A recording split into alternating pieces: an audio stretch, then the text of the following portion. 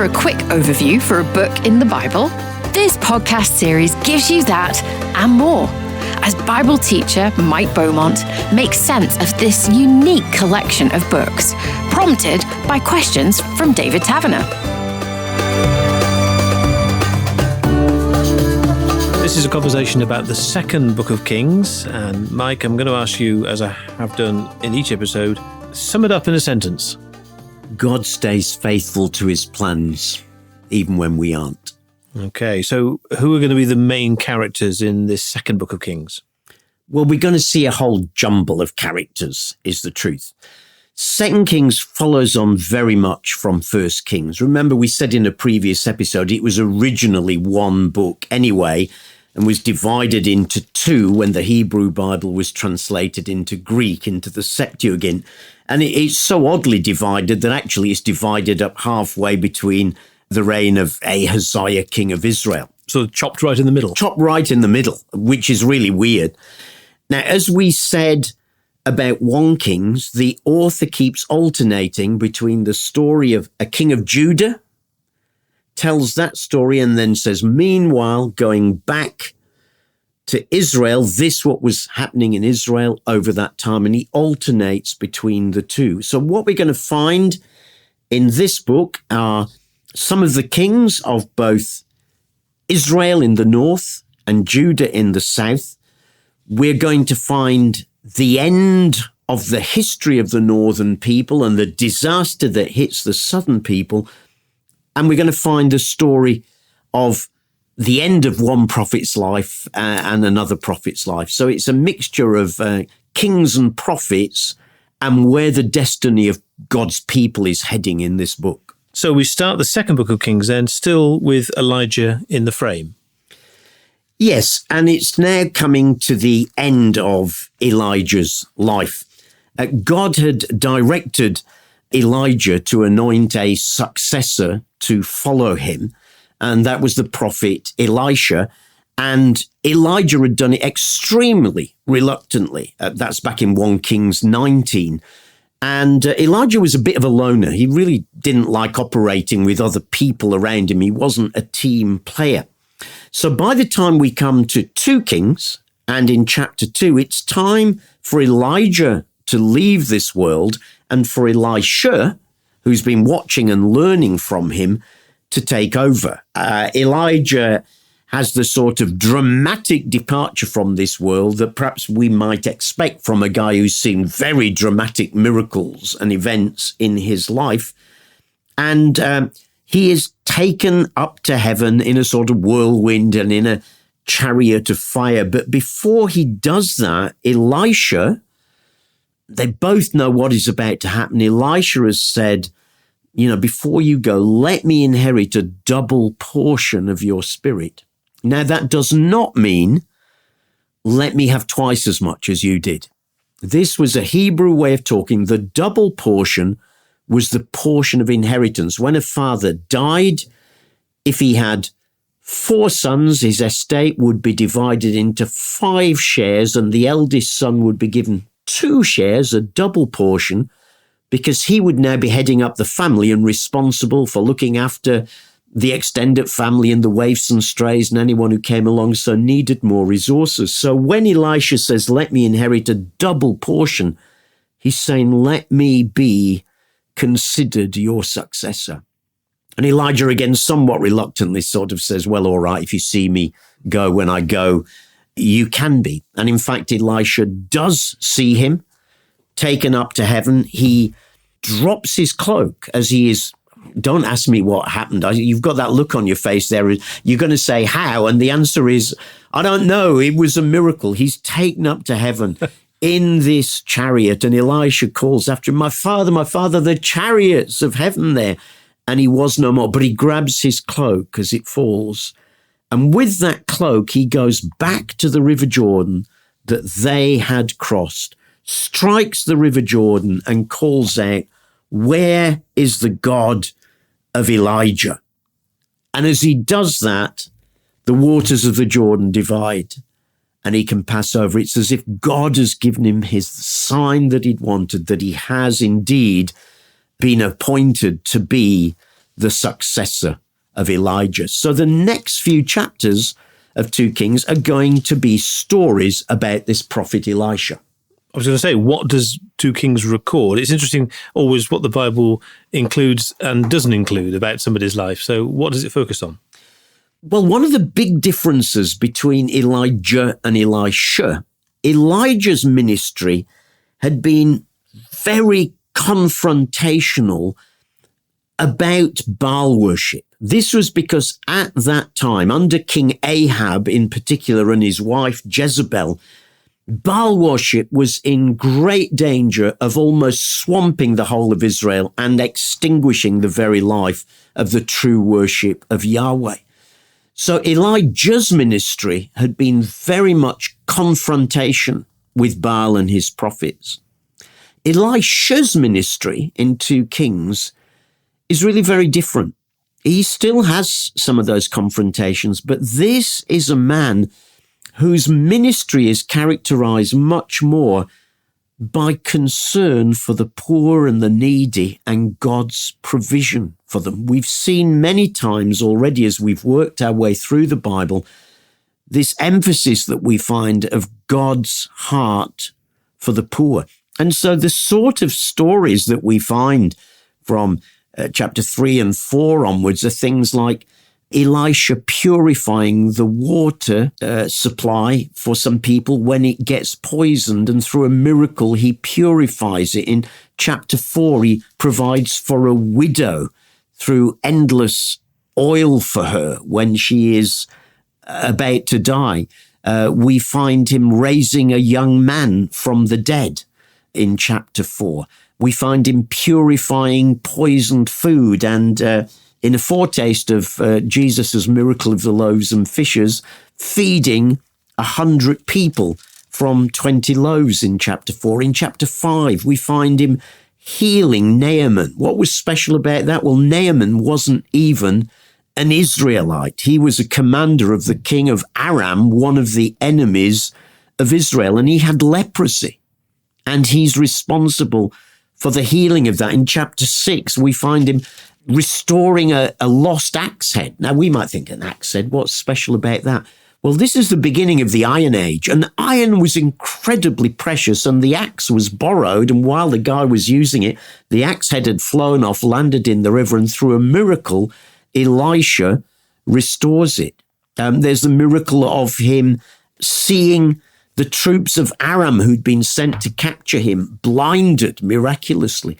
So these are very, very different to the sort of miracles and demonstrations of power that we saw in the life of Elijah. They're much more personal. They're much more compassionate. They're much more serving those who have needs, despite the fact that this nation of Israel has wandered away from God. Here is the kindness and goodness and faithfulness of God, that even in the midst of that, where people still have a heart that is open to him and to reach out to him, he still provides for them.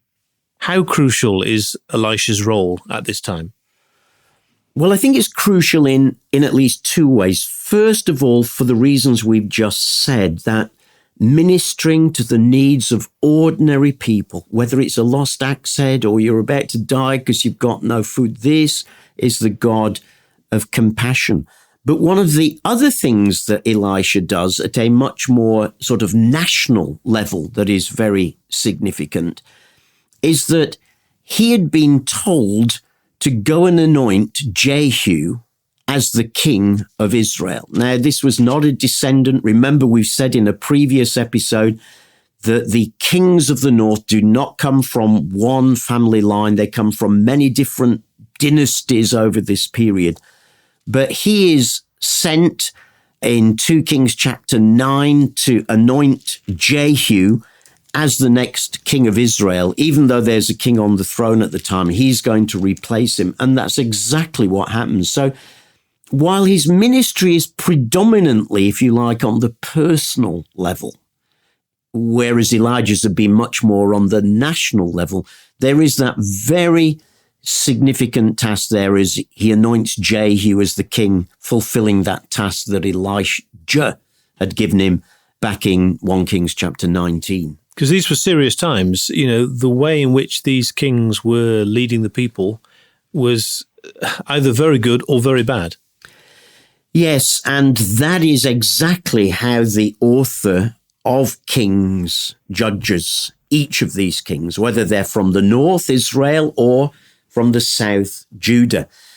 And we will get an account of their lives, and each time we will be told that, but he did not walk in the ways of his ancestors, David, or whatever it might be, or he did not walk in the ways of the Lord.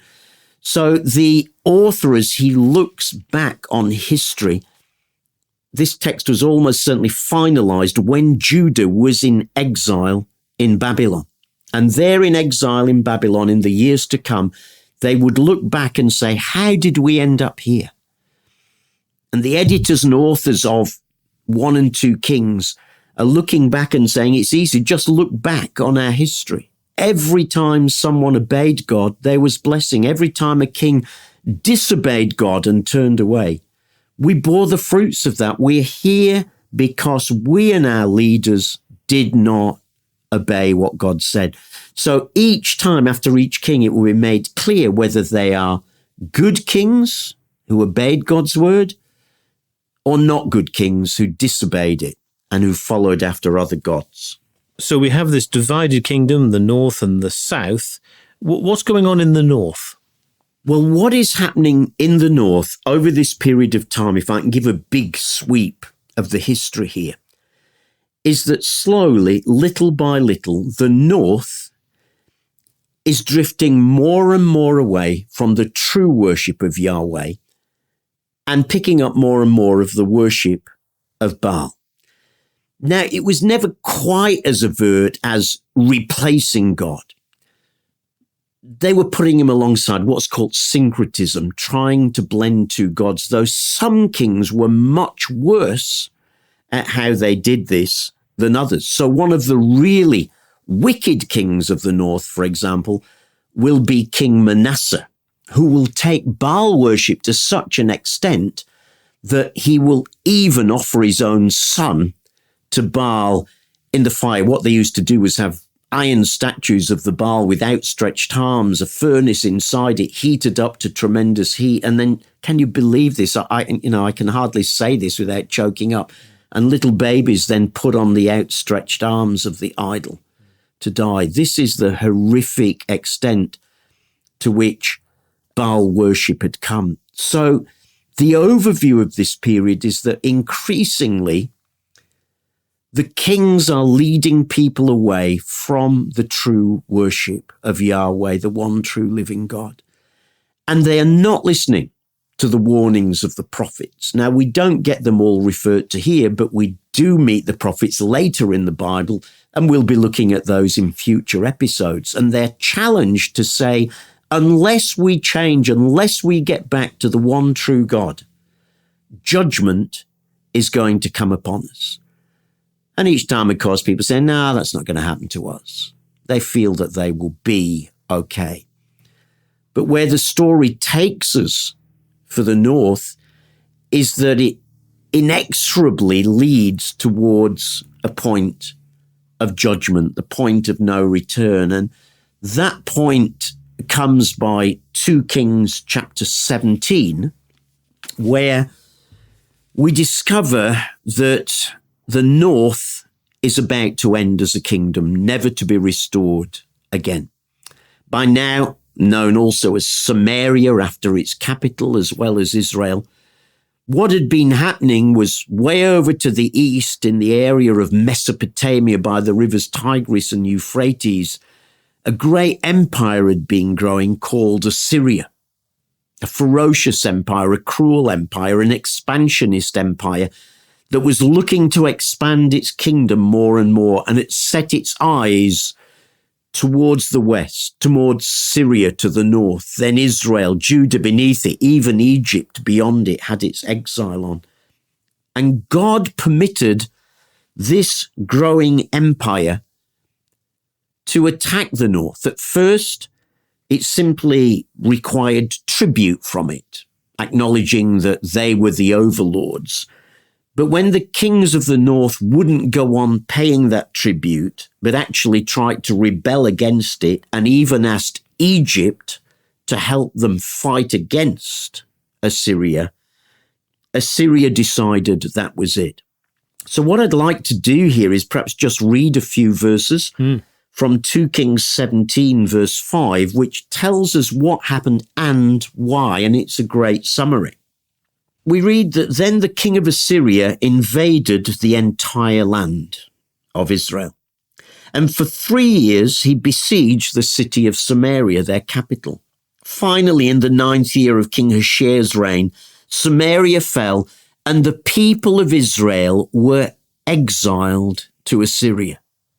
They were settled in colonies in Halah along the banks of the Habor River in Gozan and the city of the Medes. This disaster came upon the people of Israel because they'd worshipped other gods. They'd sinned against the Lord their God, who'd brought them safely out of Egypt and had rescued them from the power of Pharaoh, the king of Egypt. They'd followed the practices of the pagan nations that the Lord had driven from the land ahead of them, as well as the practices that the kings of Israel had introduced. The people of Israel had also secretly done many things that were not pleasing to the Lord their God.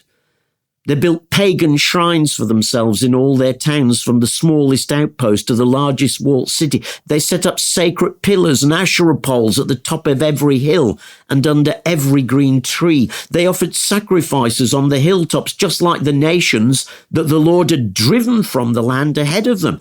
So the people of Israel had done many evil things, arousing the Lord's anger. Yes, they worshipped idols, despite the Lord's specific and repeated warnings. Again and again, the Lord had sent his prophets and seers to warn both Israel and Judah, turn from all your evil ways, obey my commands and decrees, the entire law that I commanded your ancestors to obey, and that I gave you through my servants, the prophets. But the Israelites would not listen. They were as stubborn as their ancestors had been, who refused to believe in the Lord their God. They rejected his decrees and the covenant he'd made. They despised all his warnings. They worshipped worthless idols and so became worthless themselves. That's a powerful phrase. When we worship worthless things, we become worthless ourselves. And so it goes on to say that because they rejected these commands, and because they even sacrificed their own sons and daughters in the fire, and consulted fortune tellers and practiced sorcery and etc., etc., and the story is built up. Therefore, the Lord rejected all the descendants of Israel and punished them by handing them over to their attackers until he had banished them from his presence. It's as if God says, I have tried and tried and tried. I've caught you and caught you and caught you. And you've kept turning from my ways and turning to this horrible Baal worship with all its wicked practices. You've drifted that far from me that all I can do is to now send you into exile. And he has them scattered across the Assyrian Empire, never to come back together again. For us today, what's the warning about letting our guard down spiritually? I don't think any of these people ever woke up and said, oh, do you know what? I think I'm going to reject Yahweh and start worshipping Baal today. Things have a way of creeping in on us. Sin, particularly, has a way of creeping in on us. Disobedience to God doesn't come overtly. It comes by disobeying the little things, then a slightly bigger thing, and then an even bigger thing. And I think it warns us of the danger of creepology, of things creeping up on us and then seeping slowly into our lives. And rather than us dealing with the things while they're small, we live with them, we accept them as normal, until those things become bigger and bigger and we live with them and accept them as normal, which is what these people were doing.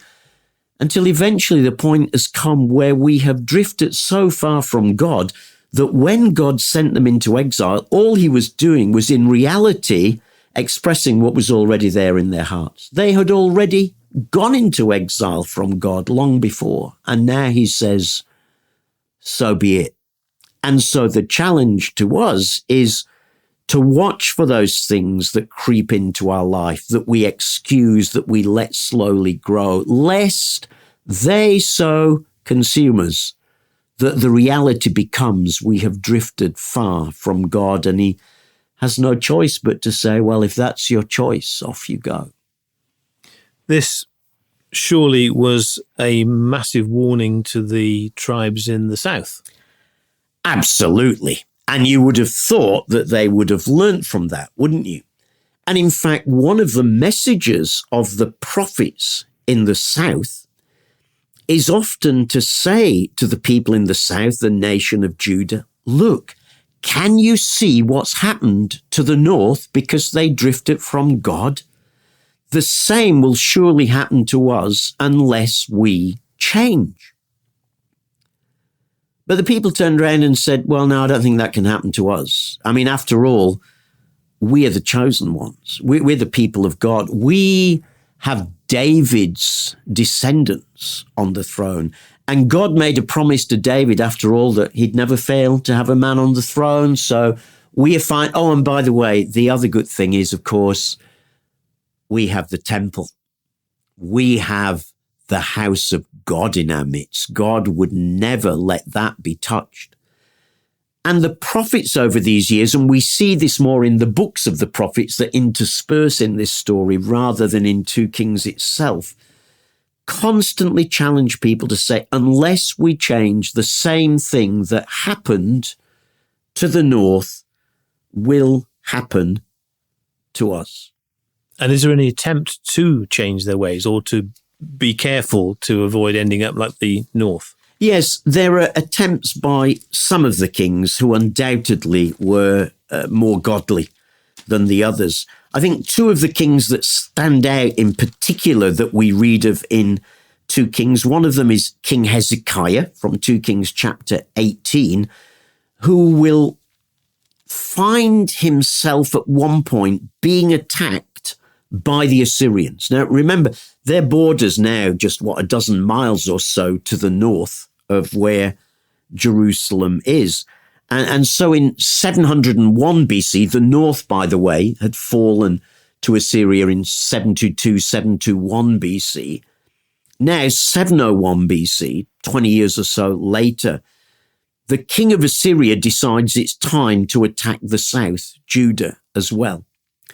And it looks like it's going to happen. He surrounds the city of Jerusalem. In fact, in his records that archaeologists have found from the time, it says, Hezekiah I shut up like a bird in a cage. Sounds great, doesn't it? But he doesn't go on to tell us the rest of the story. Because Hezekiah, encouraged by the prophet Isaiah, yes, the prophet whose book we've got later in the Bible, stands firm and puts his trust in God. And when the Assyrians send a threatening letter, Hezekiah simply takes that threatening letter and spreads it out in the temple before God and says, God, do you see this? And God sees his heart and intervenes really quite miraculously. And that was in response to Isaiah's encouragement to trust. And as he does that, as he puts his trust wholly in God, we read at the end of 2 Kings 19 that night the angel of the Lord went out and put to death 185,000 of the Assyrian soldiers who were surrounding the city, and the rest simply have to withdraw. So, yes, Hezekiah, I did shut up like a bird in a cage, but he doesn't go on to say, but God came and intervened and we had to withdraw. And the other king? The other king is the King Josiah, who seeks to bring the south back to a living relationship with God again. Josiah was only 8 years old when he became king, so he was really quite young. But this amazing young boy king, as he grows up, turns his heart more and more to God. You can find his story from chapter 22 onwards of 2 Kings. And during his reign, what is called the Book of the Law is discovered during some renovations of the temple. We think that was the book of Deuteronomy from what is in it and the things that he does out of discovering it. What, it had been lost? It had been lost. I mean, it's a bit like, losing your Old Testament today from your Bible, and no one had noticed. So they've lost this whole book of the Bible. It's rediscovered during repair work, hidden behind a wall in the temple. And when it's found, they bring it to Josiah, and Josiah, when he sees it, says, my goodness, we've drifted far from God. And as a result of that, renews the covenant between the people and himself and God along the lines that we find in the book of Deuteronomy, which suggests that's what it is. So 2 really good kings here who do try to turn things around.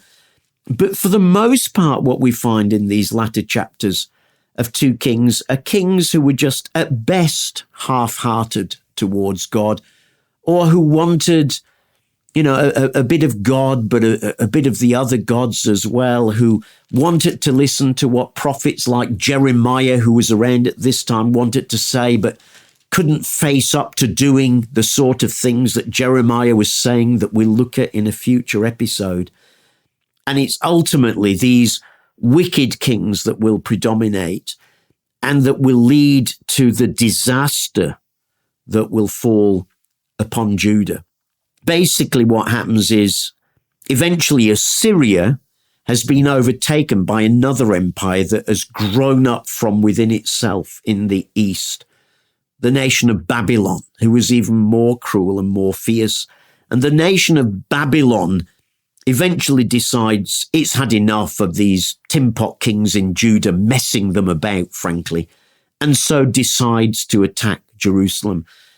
And in 586 BC, we get the most traumatic event of the whole of the Old Testament period, when King Nebuchadnezzar sends his Babylonian army against Jerusalem, surrounds it, attacks it, destroys it, pulls its walls down, then utterly destroys the city, pulls down the temple, the precious temple, the place that represented God's throne here on earth, and deports most of the Judean citizens back to the land of Babylon, almost 1,000-mile journey away.